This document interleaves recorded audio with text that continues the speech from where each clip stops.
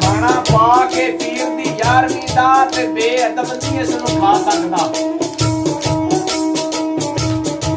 खाना पा के पीर दी 11वीं दा बेअदब नहीं इस नूं खा सकदा। करामत ते गौस दी बज़म अंदर मुनकर कदे भी कदम नहीं पा सकदा। खाने जिस ते पाक कलाम पढ़िए गंदे मेदियां विच नहीं जा सकदा। मुनकर गौस दा जेड़ा सरदार साईं फैज नबी दे घर दी वासा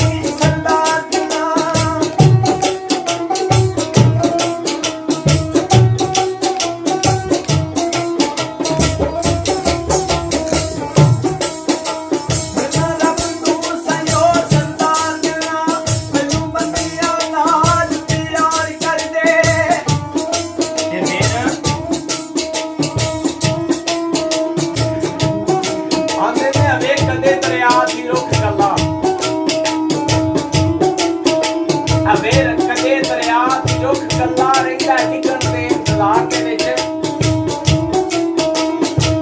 ਐਸੇਰੇ ਲਦਾ ਹੱਥ ਦੀ ਕੰਬਦੇ ਨੇ ਤੇ ਖੁਸ਼ ਖੱਟੀ ਨਹੀਂ ਇਸ ਆਜ਼ਾਦ ਦੇ ਵਿੱਚ। ਤੇ ਹੁਣ ਕਬਰ ਦੇ ਵੱਲ ਤਿਆਰ ਹੋਇਓ, ਅਮਰੇ ਹਾਲ ਕੀ ਹੋਣਾ ਬਾਜ਼ਾਰ ਦੇ ਵਿੱਚ। ਇਹ ਬੰਦੇ ਐ ਨੇ ਜੰਗ ਤੇ ਬਹੁਤ ਚੰਗੇ ਪਰ ਬੜੇ ਐਬ ਨੇ ਸਾਈਂ ਸਰਦਾਰ ਦੇ ਵਿੱਚ। ਮੇਰੇ ਕੋਲ ਆ ਗਿਆ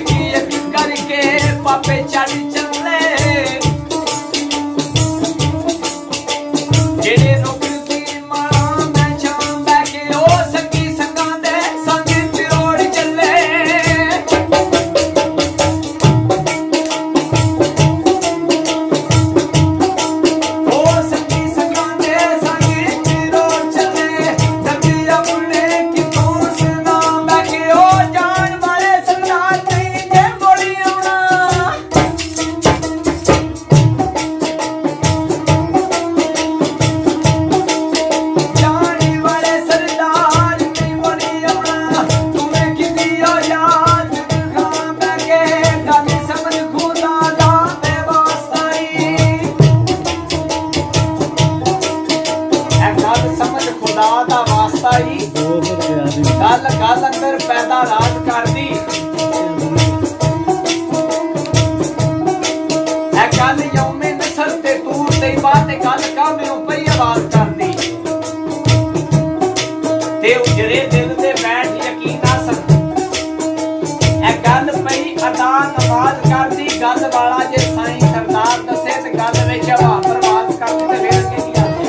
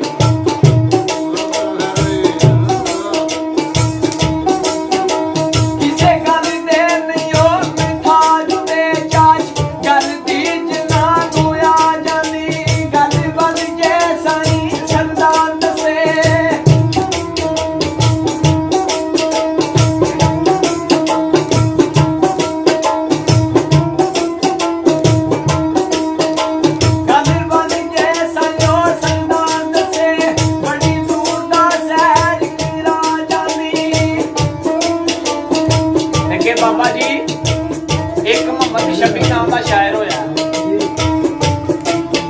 आंदा अल्लाह अल्लाह नू याद ते सब करदे ओनू लभ लेना विरले जानदे ऐ लभ अल्लाह नू याद ते सब करदे ओनू लभ लेना विरले जानदे ने ਸੰਗ ਕੁਰਬਾਨ ਕਰਦੇ ਉਹ ਬੁੱਕ ਨੂੰ ਯਾਰ ਪਛਾਣਦੇ ਤੇ ਮੁੱਲਾਂ ਵਿੱਚ ਮਸੀਤ ਦੇ ਲੈਣ ਤਰਲੇ ਇਹ ਮੁੱਲਾਂ ਵਿੱਚ ਮਸੀਤ ਦੇ ਲੈਣ ਤਰਲੇ ਆਸ਼ਿਕ ਘਰ ਬੈਠੇ ਮੌਜਾਂ ਮਾਣਦੇ ਨੇ ਮੁਹੰਮਦ ਸ਼ਫੀ